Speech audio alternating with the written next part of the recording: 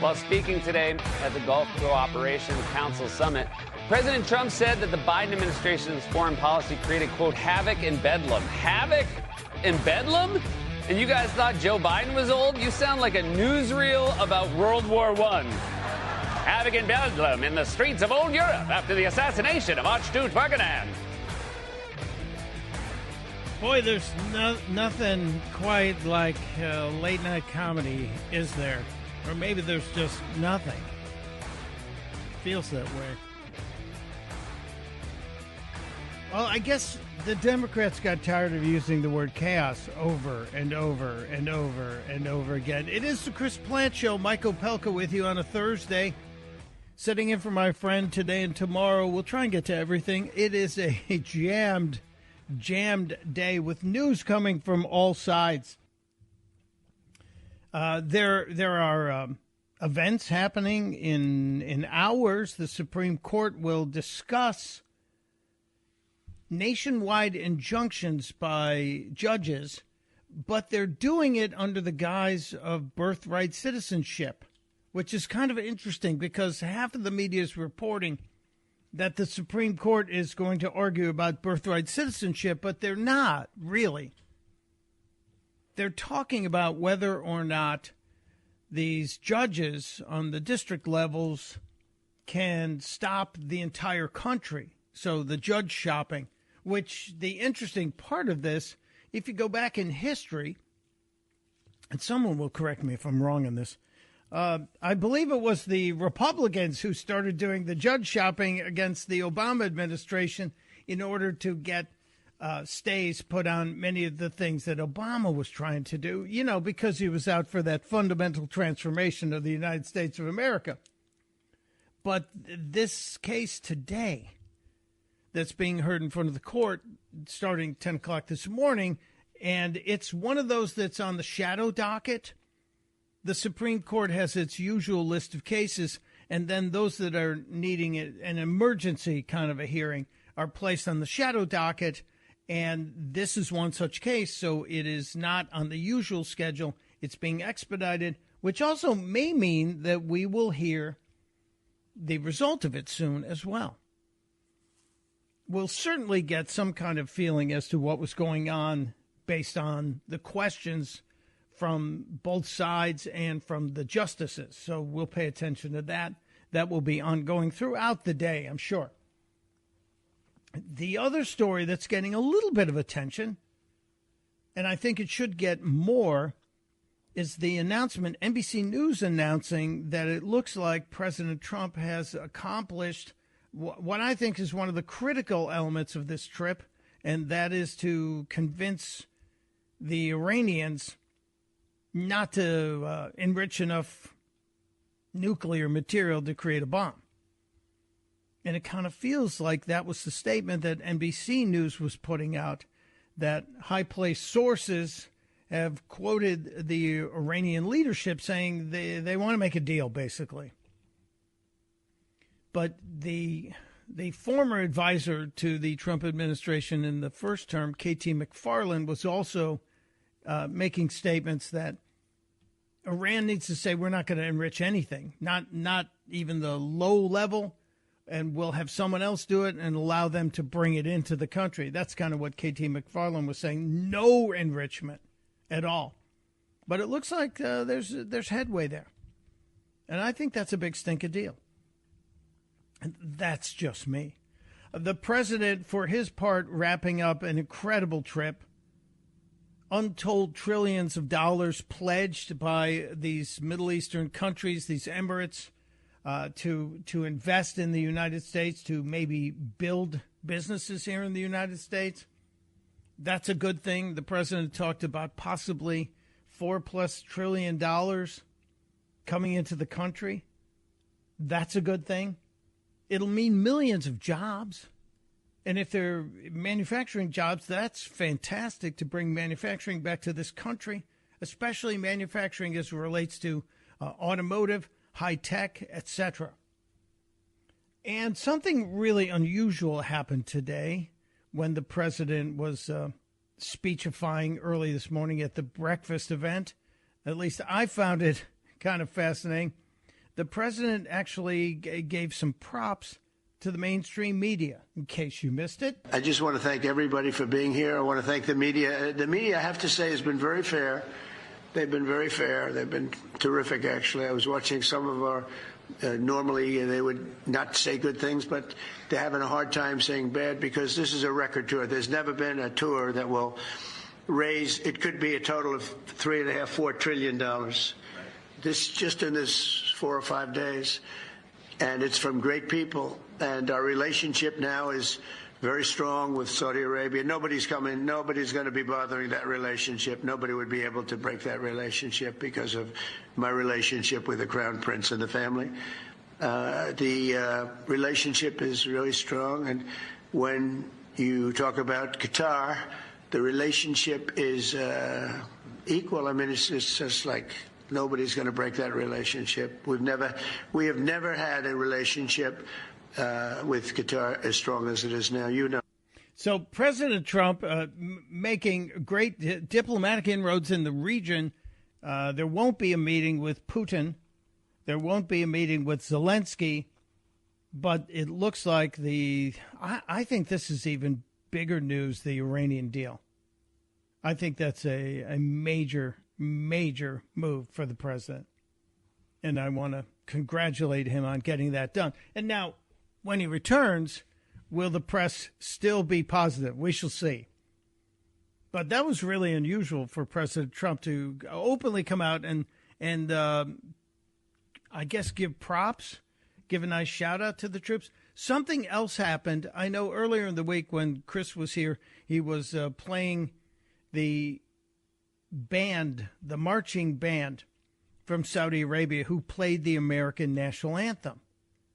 And it was a pretty terrible version in the minds of most of us. I thought it was awful. I thought it reminded me of the band from Mayberry, the awful marching band that the town of Mayberry had. We were laughing about it. But the people of Qatar seemed to learn from the mistakes of the Saudis. And the people from Qatar, I think, did a much better job on the anthem than did the Saudi Arabian band. Just in case you missed it, this was the Qatar version of our national anthem, with President Trump standing and saluting the entire time.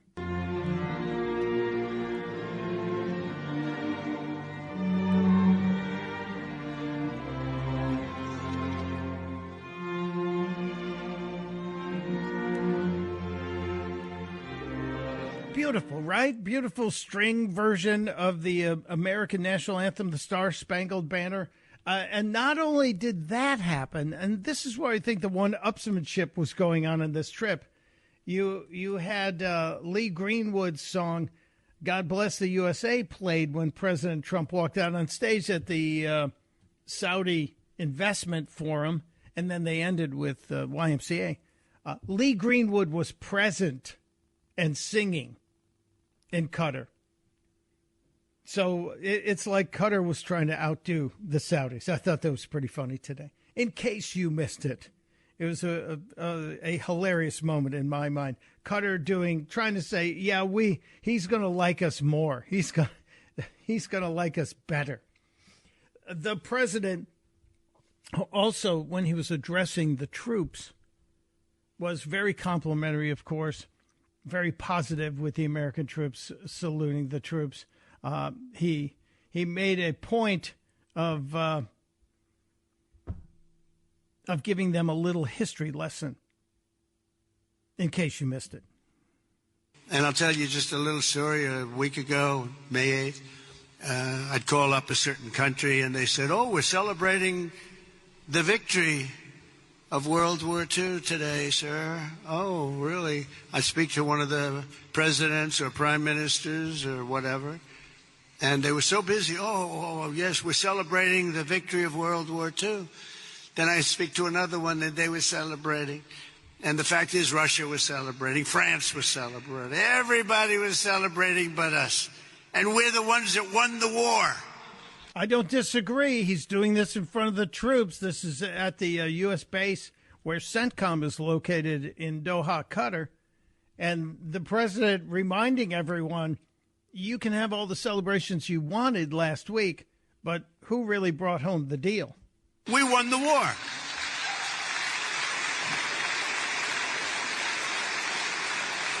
And they helped. But without us, they don't win the war. We're all speaking German. You know that, right? Without us, they're speaking German, maybe a little Japanese, too. We won the war, and we're the only ones that didn't celebrate. So what I did is I got my crack staff over there, and we did it every time. We have May 8th, and we also have the date in November, that sacred date in November for World War I, because we won that war, too. But think of it, I'm calling. Now, we love France, right? But I think we did a little more to win the war than France did. Do we agree? You know, I don't want to be a wise guy. But when Hitler made his speech at the Eiffel Tower, I would say that wasn't exactly ideal. Don't you wish you had a history teacher like Donald Trump who could teach American history like that? I think we'd have a lot more people interested in it. I would have loved to have an American history teacher saying something like this. You know, I don't want to be a wise guy. The troops loved it. The troops loved the address by President Trump. It was really, I thought it was very inspiring. And I thought it was a brilliant move, a great way to end his visit in Qatar before he stops off in the United Arab Emirates, and then we'll be flying home. And each nation seems to be doing this fighter jet escort thing, which is providing some really remarkable video that's coming out of this trip. I don't remember another presidential trip like this, ever. Maybe you do. If you do, share it with me. If you do, 888-630-9625, 888-630-9625. This is putting together a coalition in the region, but also putting together a business coalition that is going to be pouring money back into America, hopefully developing great jobs in this country. And I think the peace dividend is the unsung hero here. If this news out of Iran is true and accurate, this could be the greatest move by President Trump since he was in office, and certainly the biggest move of this administration to get the Iranians to stop enriching uranium. We'll see. It's got to go further than the initial rumors we're hearing. K.T. McFarland, I think, was correct. The idea is to get them to stop enriching all uranium, not just the heavy-duty stuff that they could use to make a nuke. Because based on all the assessments, they are literally weeks away from a nuclear bomb. That's not a good thing. So this could be a very consequential trip for the president. We'll follow up on that. A few more items. There's some interesting clarity on the airplane that Qatar has the Democrats freaking out about. We'll keep monitoring what's going on at the Supreme Court, and you can be part of it. As I said, 888-630-9625. It's Mike Opelka in for Chris Plant on The Chris Plant Show. Chris here with a list of things that none of us should trust. The Washington Post, the New York Times, anything on CNN. Here's a list of things that I do trust. The Washington Times. Support real journalism for just $1 a week at washingtontimes.com/Chris. It is the Chris Plant Show. Mike Opelka sitting in for my friend Chris. Got a couple of days off. Thanks for being here. I am honored to be here. Just trying to keep up with it. I need the Bomar brain calculator that Chris talks about all the time to keep up with all of the announcements. I know the nations that have been agreeing to put money into America and the big dollars, the Saudi fund, the Qatar fund, and now the Emirates fund. They're gigantic numbers. And then you read that Boeing is going to get a massive purchase of planes out of this, and that's huge. It's hard to keep up with all of it. So how do we say thank you? And if we get the Iranian deal, as I mentioned, if Iran abandons its nuclear weapon ambitions, that would be a good thing. How do we deal with this? How do we respond to this? Gretchen is calling from Springfield, Virginia. Gretchen, welcome to the Chris Plant Show. Thank you, Mike. Good morning. And I want to throw my vote in for you to be the afternoon drive time guy regularly. Well, thank you. Anyhow, my big thought is, what is the United States going to do to welcome the president home? I want to. This is good. This is a good question. And maybe at the White House, too. We need the band. We need the soldiers. We need the sailors and the airmen. We need everybody out there to say thank you, Mr. President, for your international prestige and respect. I mean, I just think this is awesome, the way he's been received in these countries. And we ought to do likewise. Hello. Gretchen, I have to tell you, I personally love it when a woman makes a statement and then wants you to realize how correct it is and says, hello. I love that. It's the a verbal exclamation point. And you're absolutely right. You are so right. The president and his team, which, look, there's been a great participation by the team on this, have been doing yeoman duty, have been putting in the hours and putting in the diplomatic stuff. And many folks are saying this Saudi speech in front of the investment group may be one of the greatest foreign policy speeches we've heard in a long time. And yes, it was there to sell America, and the president's doing that. But it also talked about the Abraham Accords and the president's dream to have the Saudis join in. And he hopes that ultimately Syria will get its act together. They have an opportunity now. It is the most unique situation I've seen in a long time. The president talked about the alternatives to capitalism and commerce, and they are not good for the people of those countries. And I think people are starting to wake up to that. And maybe we'll see a great welcome back. Great welcome back. And yes, and Gretchen, are you still with me? I guess I lost her. I hope I didn't offend anyone when I said when a woman says it, because I don't know any guys who go, hello, although I'm sure it happens. That's usually my female friends who want to clarify and accentuate their point by saying, hello. But there it is. We have so much to get to today. There was a stunning and irritating announcement made yesterday by Lee Zeldin. And you would think, oh, it's probably a Green New Deal environmental thing since Zeldin's over the EPA. No, it's not. It's about money. A lot of your money that EPA Administrator Lee Zeldin found was being squirreled away by the Biden administration. And it wasn't just money, it was gold bars. Do you remember the story and the claim that one Democrat made about, it's like they're throwing gold bars off the Titanic? It turns out that was probably true. And Lee Zeldin has found it. And I think somebody needs to go to jail for this. We'll get into it just around the corner. You can join us, 888-630-9625. It's Mike Opelka in for Chris Plant on The Chris Plant Show.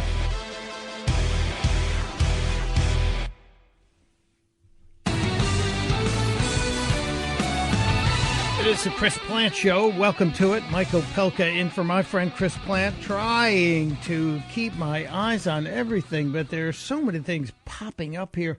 One such moment caught my attention yesterday, and this ties back into something I know Chris has referenced in the past. After the election, after Donald Trump became president-elect once again, and as we were counting down to the inauguration, there were reports that the Biden administration was trying to get as much shoveled out to support their agenda. Money, meaning shoveling out money, your money, to support their agenda, because they knew once the Trump administration came in, everything was going to change, especially with the advent of Doge. And Doge isn't going away, by the way, just because Elon Musk has to step aside. His status as a temporary employee ends after 130 days, coming up very soon. But Doge is here, and all of the Doge operatives will probably be embedded within cabinet departments. Hopefully, once the Supreme Court rules that Doge is legit and can do what it is supposed to do, we can claw back all this money. But one of the statements about throwing gold bars off the Titanic that bounced around for a while, then it went silent. Right? They said Democrats were throwing gold bars off the Titanic. And yesterday on Fox News with Martha McCallum, the EPA administrator, Lee Zeldin, was talking with Martha and told the story that I think is just absolutely astounding, infuriating, frustrating, in case you missed it. Lee Zeldin joining us now as we watch this, and he's also digging into waste at the EPA. How's that going so far? Oh, we're crushing it. We have a great team. Big development yesterday. It was a couple months ago. There was this video that came out of a Biden EPA political appointee talking about how they were tossing gold bars off the Titanic. Says it multiple times in the video, rushing to get billions of dollars out the door before Inauguration Day. Remember that? Yeah, we do. We do. We suspected it, too, because, you know, government doesn't think about saving the people's money. They were only talking about lining the pockets of their friends. It was much worse than we thought. Well, members of Congress were really concerned about that. So as I'm going through the confirmation process, they said, if confirmed, will you commit to making this a top priority to find those gold bars? Came in. I was just confirmed a couple weeks ago. We found them. They were at a bank parked just outside of government. Wait a minute. Gold bars parked at a bank just outside of government. Oh, it sounds like a real transparent environment, doesn't it? Yeah, that sounds like that's fair. That sounds criminal to me. $20 billion was... Wait. Hold on a second there. How much? How much in gold bars was this? Bob Menendez's bank or something? Of government. $20 billion was sent there. And a little oversight. 8 entities would be receiving all $20 billion.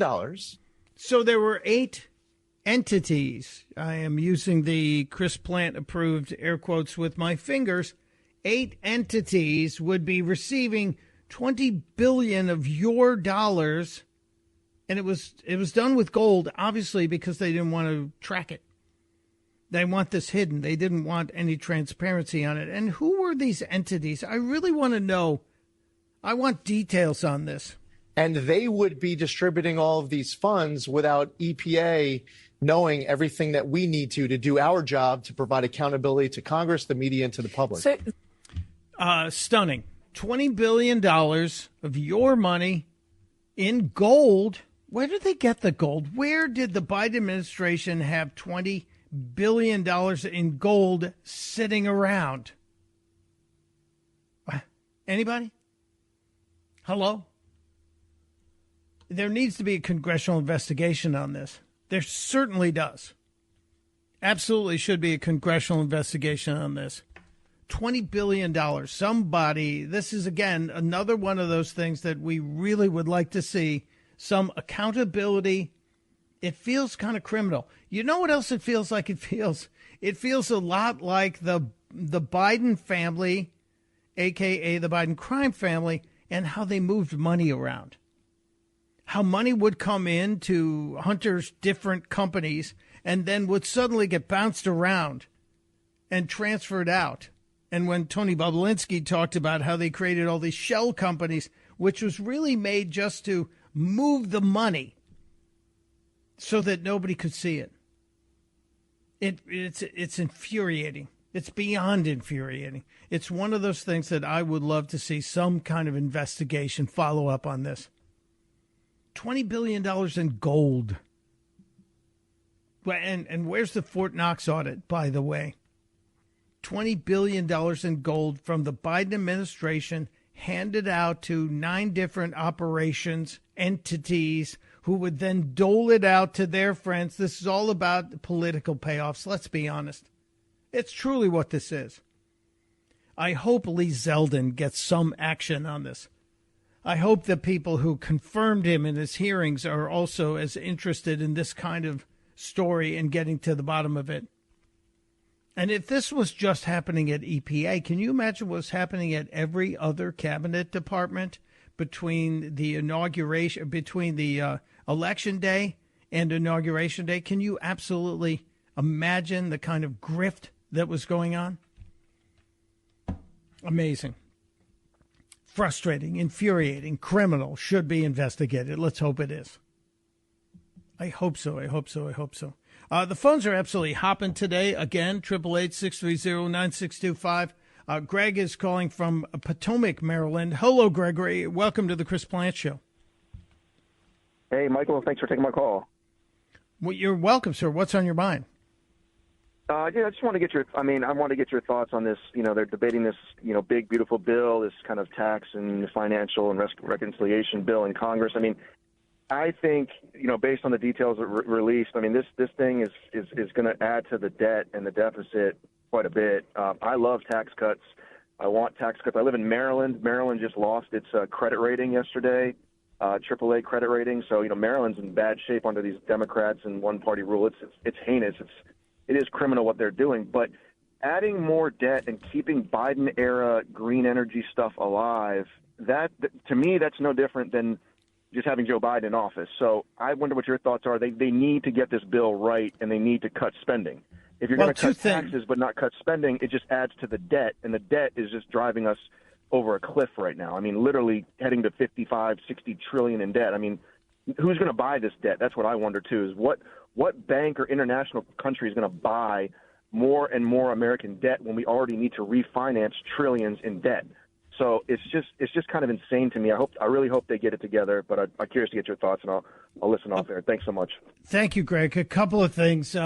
Yes, you're right. Maryland is now really almost junk status when it comes to credit rating, and it used to have a very good status when it came to its credit rating under Larry Hogan, not my favorite governor, but he was a Republican. But once you get one party rule, it's a spending party if it's Democrats.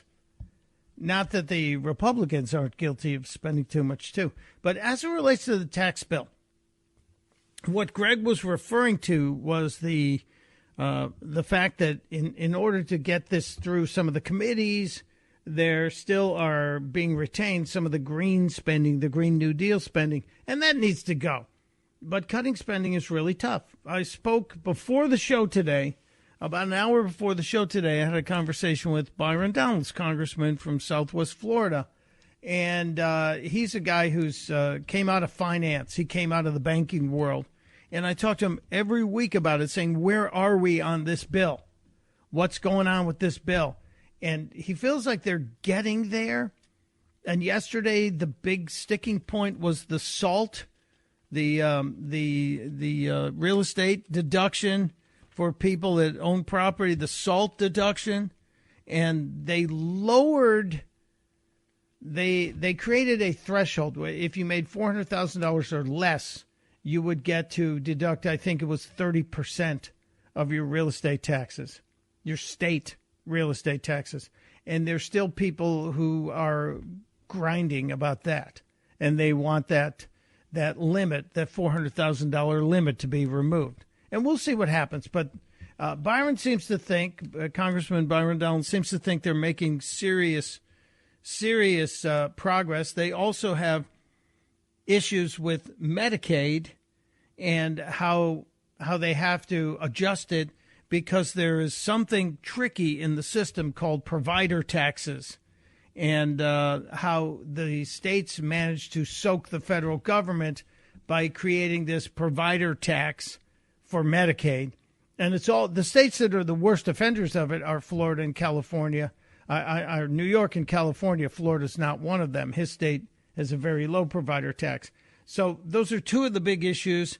And the key is getting the illegals off Medicaid and getting the people who shouldn't be getting benefits off Medicaid, and then putting it back on the states.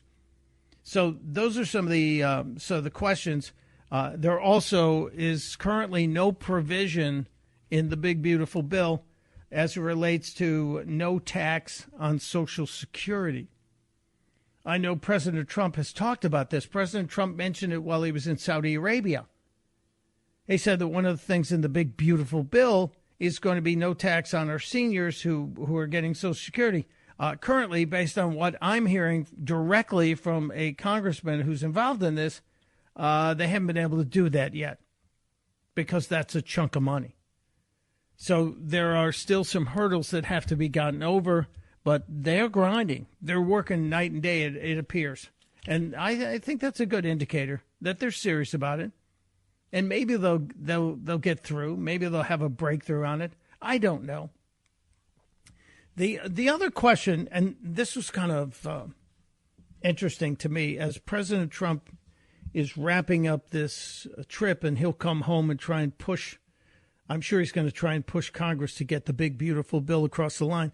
But there also is a whole lot of sand being raised by Democrats as it relates to the offer from Qatar to give us this jet that could be potentially retrofitted and used for Air Force One.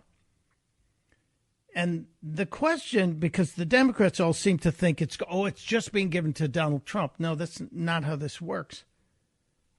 Yesterday, Senator Tommy Tuberville took to the well of the Senate to address the situation with the jet from Qatar. And I think he brought some great clarity. As usual, my Democratic colleagues are losing their mind over the situation. But let's just talk about the facts. First of all, this is not a done deal. It's not happened yet. It's all talk. But if reports are accurate, the government of Qatar is considering gifting the United States Department of Defense an American-made Boeing 747. I'll repeat that, an American-made Boeing 747 plane for temporary use as Air Force One. It is not for the president's personal use, and he will not be using it after he leaves office. It is customary and totally normal for foreign countries to give our government gifts.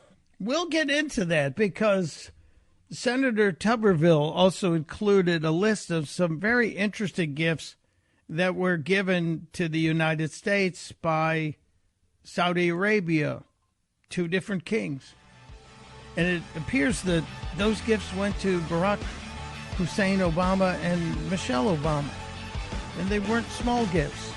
And I don't think we heard a peep about them. I'll share the list with you just around the corner. If you want to join us, you can. 888-630-9625. It's Mike Opelka in for Chris Plant on The Chris Plant Show.